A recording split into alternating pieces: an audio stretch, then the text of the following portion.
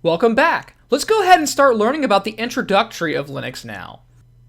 Linux began its debut back in the early 1990s. At the time, the professional IT industry was primarily focused on the big names of operating systems, such as ones you've probably heard of before, like Microsoft Windows, Novell, Unix, and Mac OS. Linux in its infancy was actually just considered a hobbyist tool either in a lab or at home. However, Linux today has become one of the most powerful operating systems in major corporations and organizations.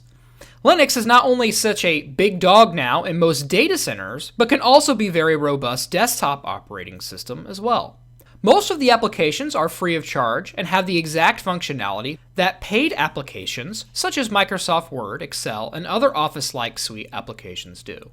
Linux is no longer just a late-night geek's hobby.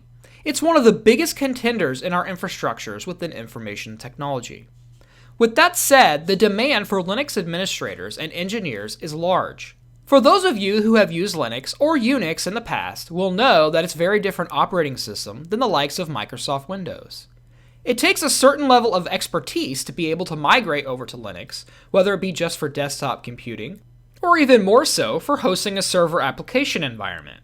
But not to worry, this is why we've created this course. Firstly, not to only give you the knowledge in which you need to pass the Linux Essentials exam, but also the skills needed to jump in and start administrating Linux systems by the end of this course. If you have never used Linux before, then you're in the right spot. So where did Linux come from? Well, a graduate student from the University of Helsinki, Finland, with the name of Linus Torvalds, developed the very first Linux kernel. In 1991, Torvalds was very interested in a minimal freeware operating system at the time that was called Minix. A university professor by the name of Dr. Andrew Tannenbaum was teaching computer science in which he had to teach about the Unix operating system. At that time, in the early 90s, there was really just three primary operating systems available. There was DOS, Mac OS, and Unix.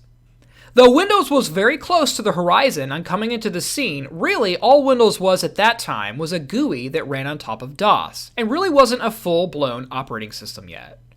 Each of these operating systems were commercially developed, and there was no such thing as open source code being freely available.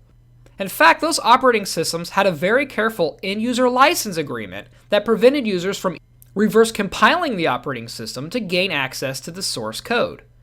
Back in those days, the source code for Unix was only made available to universities for the sake of educational purposes only. However, in the late 1980s, this was no longer the case, and the source code was no longer being made available to even universities. Therefore, Tannenbaum could no longer take that source code and teach his students about how operating systems were developed and how they worked. So what Tannenbaum did was actually create his own Unix clone or kernel and named it Mimix. He used this to teach students what a real operating system would look like under the table by learning from its source code. So back to the name Linus Torvalds, as I mentioned just a moment ago. Linus loved this idea of open source Unix kernel and began in the early 90s to develop his own freeware that developed the very first Linux operating system. This was nowhere close to the Linux operating system and distributions that are available today that have GUIs and a robust application base along with them. This was extremely minimal and just a simple Linux kernel that really just had three basic utilities, known as bash, GCC, and update. Basic is the primary command line interface for Linux operating systems. GCC is the C++ compiler for code, and update is the utility for flushing the file system buffers. In a very bold move, Linus Torvalds went a step further with his creation and made it readily available, as well as all of its source code, and made it available on the internet. It was free to download to anyone and everyone who wanted to.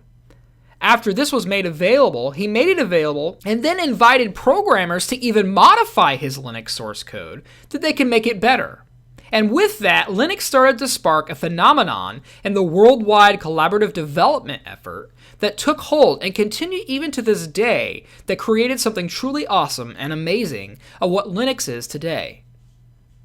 Linux is actually used all over the place.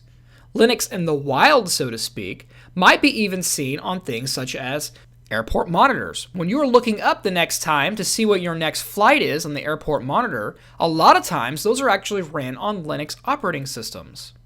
Phones, such as the Android phone. Really, all Android is a specific build of Linux. It all ran on top of a Linux kernel that was specifically developed for handheld phones and tablets of the like. In the next lesson, we're going to learn about this open source philosophy just a little bit more. So let's go ahead and finish this lesson and move on.